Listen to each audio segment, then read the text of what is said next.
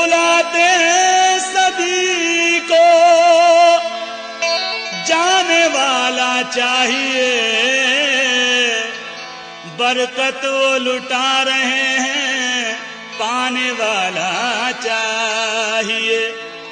यीशु के दरबार में, यीशु के दरबार में सर झुका कर जाइए, यीशु के दरबार में सर झुका कर जाइए, यीशु के दरबार में सर झुका कर जाइए, यीशु के दरबार में सर झुका कर जाइए, यीशु के दरबार में। देखिए, यीशु मसीह कहीं और जा रहे हैं, किसी और को चंगाई देनी है। तभी एक औरत जो 12 साल से बीमारी में थी, वो चुपके से ये सोचती है कि अगर मैं यीशु मसीह के कपड़ों को छू लूंगी तो मुझे चंगाई मिल जाएगी, मैं अपनी बीमारी से अच्छी हो जाऊंगी। वो औरत आती है, चुपके से कपड़ा छूती है और वाकई चंगी हो जाती है। यीशु मसीह जान जाते हैं कि मुझे किसी ने छुआ। वो कहते हैं, कौन है जिसने मुझे छुआ? वो औरत डरती और कांपती भी आती है और कहती है, मैंने तुझे छुआ। यीशु मसीह बोलते हैं, जा, तेरे ईमान ने तुझे अच्छा कर दिया। अजीजों, वो औरत जिसकी बीमारी लाइलाज थी, वो उस बीमारी में अपना सारा रुपया गंवा चुकी थी, अब मुफ्त में चंगाई पाकर, अब मुफ्त में अच्छी होकर जब अपने गांव में, अपनी गलियों में, अपनी बस्ती में गई होगी, उन हकीमों ने, उन तबीबों ने देखा होगा, लोगों ने देखा होगा, वो हैरत से पूछ रहे होंगे, अरे तू कैसे अच्छी हो गई, तुझे किसने अच्छा किया? वो यही नहीं कह रही होगी, वो यही कह रही होगी, यीशु के दरबार में सर झुका कर जाइए, यीशु के दरबार में सर झुका कर जाइए, यीशु के दरबार में सर झुका कर जाइए, यीशु के दरबार। एक बार एक और औरत ऐन ज़िना के वक्त पकड़ी गई। समाज के बड़े बड़े धर्म के ठेकेदारों ने उस पर तोहमत लगाई और यीशु मसीह की आजमाइश करने लगे और पूछने लगे, हे उस्ताद, हमारी शरीयत में लिखा है ऐसी औरत को तो पत्थरों से मारना चाहिए, बता हम क्या करें? यीशु मसीह ने कुछ नहीं कहा, बल्कि जमीन पर बैठकर लिखने लगे और कहा, तुम में से जो भी बेगुनाह हो वो पहला पत्थर मारे। एक एक करके सारे चले गए, किसी ने भी पत्थर नहीं मारा। यीशु मसीह अकेला रह गया। उसने औरत से कहा, किसी ने तुझे सजा नहीं दी, जा, मैं भी नहीं देता। वो औरत जब अपनी गलियों में गई होगी, अपने लोगों में गई होगी, अपने मोहल्ले में गई होगी, अपने अजीजों में गई होगी, वो लोगों से जब कह रही होगी, देखो मेरे गुनाह माफ हो गए, लोगों ने कहा होगा, तूने क्या करा, तू कैसे गई? उसने कहा, जाओ, तुम भी जाओ, लेकिन ऐसे यीशु के दरबार में सर झुका कर जाइए, यीशु के दरबार में सर झुका कर जाइए, यीशु के दरबार। एक फरीसी के घर में दावत थी। यीशु मसीह बैठे हुए थे, उसके चेले बैठे हुए थे।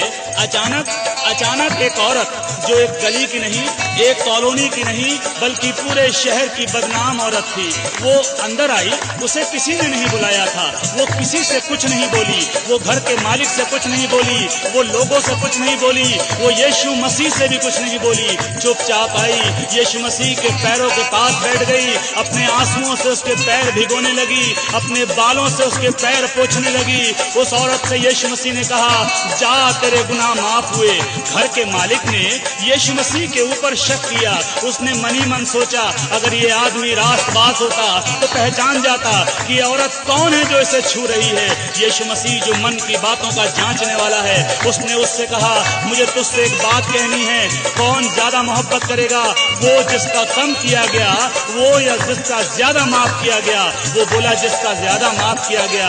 इसलिए यीशु मसीह बोले, मैं तेरे घर में आया, तूने मुझे पांव धोने के लिए पानी नहीं दिया, लेकिन इस औरत ने अपने आंसुओं से मेरे पैरों को धोया है। तूने मेरे गाल पर चूमा नहीं दिया, लेकिन इसने मेरे पैरों को चूमना नहीं छोड़ा है। इसीलिए इसके गुनाह जो ज्यादा थे माफ हुए। मेरे प्यारों, जब वो औरत अपनी गलियों में गई होगी, अपने शहर के बदनामियों में पहुंची होगी, जो लोग उसे देखकर मुकर जाते थे, जो लोग उसे देखकर मुंह छुपा लेते थे, वो लोगों के सामने बड़े हियाव के साथ, बड़े दिलेरी के साथ कहती होगी, आओ देखो उस खुदावन को जिसने मेरे गुनाहों को माफ कर दिया, तुम्हें भी माफी मिलेगी। लेकिन ऐसे जाना, यीशु के दरबार में, यीशु के दरबार में सर झुका कर जाइए, यीशु के दरबार में सर झुका कर जाइए,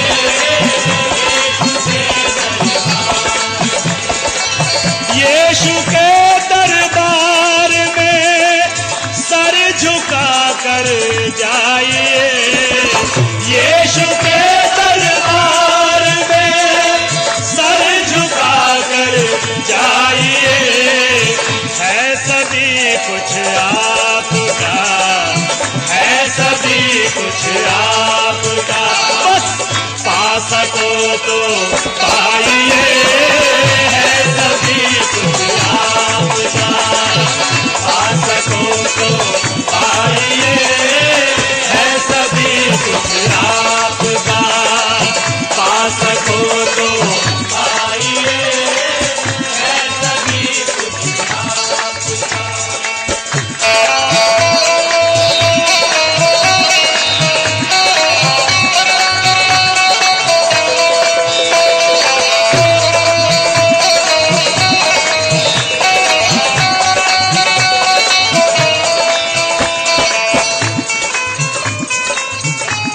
जीवन की रोटी के बारे में बहुत सुना होगा।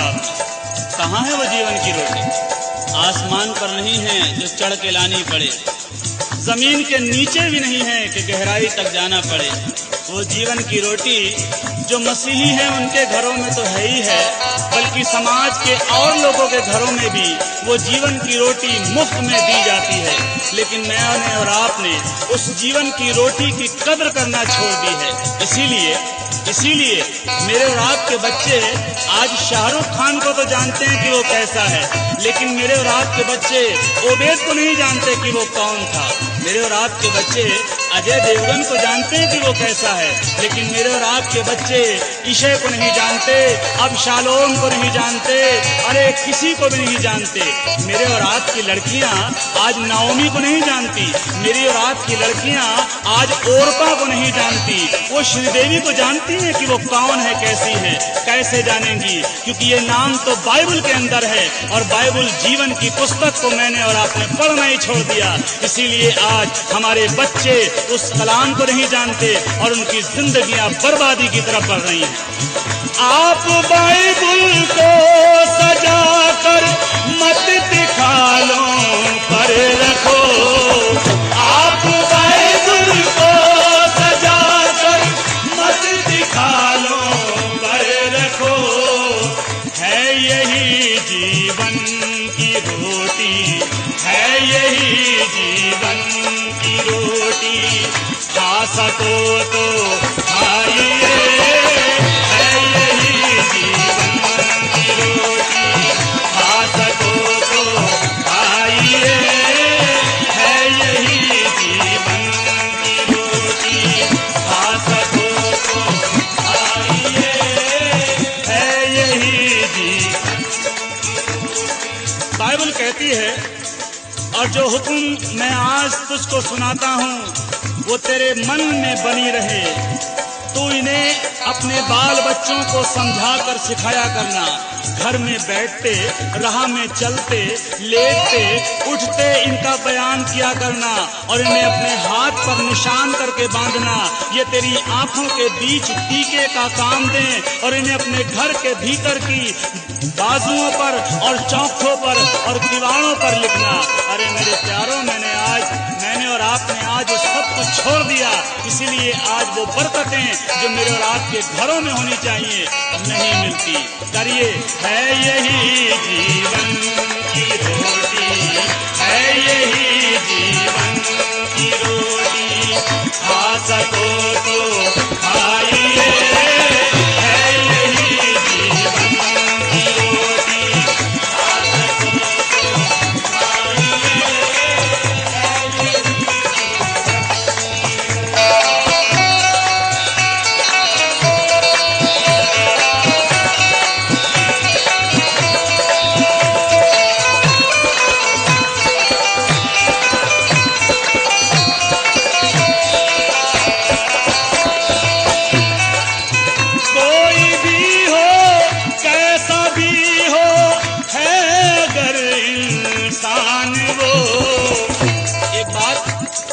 सोच कर रखिएगा, अगर मैं और आप पिक्चर हॉल में बैठे हों और बगल की सीट पर मेरा और आपका दुश्मन आकर बैठ जाए तो क्या पिक्चर हॉल में जाना बंद कर देंगे?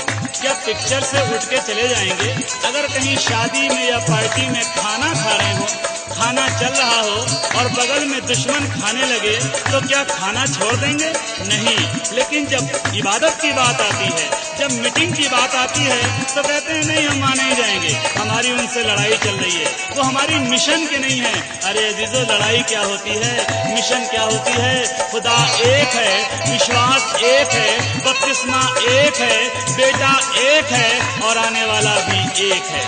कोई भी हो, कैसा भी हो, है अगर इंसान वो, कोई भी हो, कैसा भी हो, है अगर इंसान वो, घर में उसके लेके बैबुल, घर में उसके लेके बैबुल, जा सको तो जाइए, घर में उसके लेके बैबुल, जा सको तो जाइए, घर में उसके बैबुल।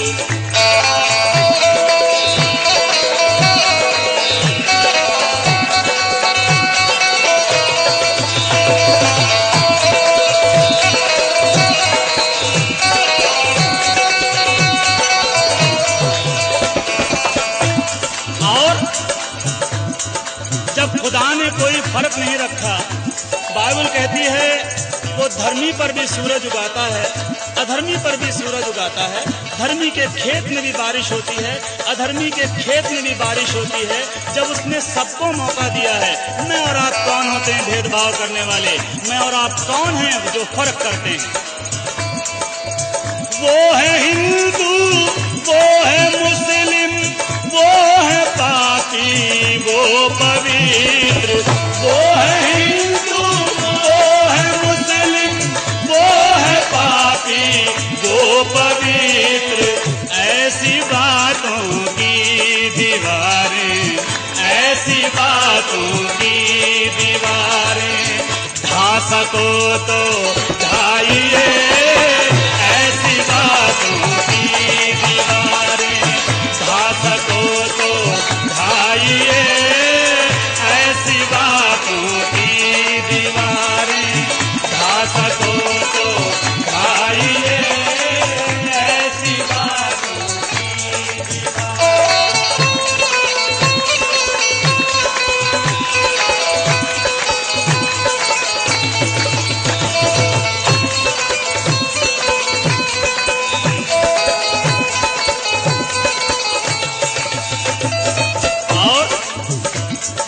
आप चाहते हैं आसमान पर फरिश्ते खुशी मनाएं और फरिश्तों को खुशी मनाते हुए देखकर मेरा और आपका खुदा खुश हो, और जब खुदा खुश हो तो मैं और आप जो मांगे वो पालें, तो ये काम करना पड़ेगा। चाहते हो कर फरिश्ते आसमां पर हो मगन, चाहते हो कर फरिश्ते आसमां पर हो मगन। आप यीशु में किसी को, आप यीशु में किसी को ला सको तो लाइए, आप यीशु में किसी को ला सको तो लाइए, आप यीशु में किसी को ला सको तो लाइए, आप यीशु में किसी को। अजीजों, मनादी करने की कोई उम्र नहीं हुआ करती, किसी को सीख या किसी को राह बताने के लिए उम्र नहीं हुआ करती। नामान कोढ़ी को, जो अराम की सेना का सेनापति था, जो ताकतवर था, जो बहुत शूरवीर था, लेकिन उसको कोढ़ था। उसको किसने सलाह दी? किसने सलाह दी कि काश मेरा स्वामी शोमरोन के भविष्यवक्ता के पास होता, वो इसके कोढ़ को ठीक कर देता। अराम के सेनापति को ये बात लग गई। उसने अपने राजा बेन-हदद से चिट्ठी लिखवाई इजराइल के राजा योराम के नाम, और जब राजा योराम को वो चिट्ठी मिली, उसने अपने कपड़ों को फाड़ा, अपने सर पर टाट रखा और उपवास करने बैठ गया, ये कहकर निसंदेह ये योराम के ये जो है अराम के राजा ने लड़ाई का बहाना ढूंढा है, मैं क्या खुदा हूं जो उसके कोढ़ को ठीक करूं। तब खुदा के दास ने राजा से कहलवाया, अपने टाट को उतार, अपने उपवास को तोड़ और उसको मेरे पास भेज। जब अराम का सेनापति नामान उसके दरवाजे पर पहुंचा, तब उसने कहा, जा यर्दन में 7 डुबकी मार ले, तेरा कोढ़ ठीक हो जाएगा। और जब उसने अपने यर्दन में जाकर 7 डुबकी मारी, 7वीं डुबकी के बाद उसका जिस्म बच्चे की तरह कोमल हो गया। अरे उसका कोढ़ जाता रहा। मेरे अजीजों, जब वो एक छोटी सी लड़की, वो एक छोटी सी बंधुआ लड़की, वो एक कैदी लड़की एक सेनापति को राह दिखा सकती है, अरे दावे के साथ कह सकती है, मेरे खुदा के पास जाओ, तुम्हारा कोढ़ ठीक हो जाएगा। मैं और आप क्या एक छोटी सी बच्ची से गए गुजरे हैं? क्या उस गुलाम लड़की से गए गुजरे हैं? ऐसी बात नहीं है। आज से ही कोशिश करिए, कहिए लोगों से, आप यीशु में किसी को, आप यीशु में किसी को ला सको तो